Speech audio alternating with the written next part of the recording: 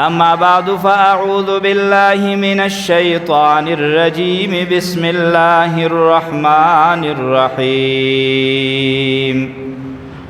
ما كان محمد أبا أحد من رجالكم ولكن رسول الله وخاتم النبيين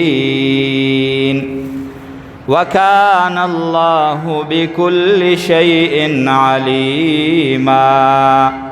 وقال رسول الله صلى الله عليه وسلم إنه سيكون في أمتي كذابون ثلاثون كلهم يزعم أنه نبي أنا خاتم النبيين لا نبي بعدي.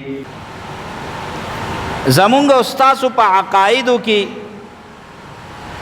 یو اهم عقیده دا د ختم نبوت دا. ختم نبوت څه ته وایي؟ د حضرت آدم علیه السلام نه واخله رسول الله صلی الله علیه وسلم پوری د رب العالمین 1,40,000 کم و زیات پیغمبران راغلی دی دنیا ته.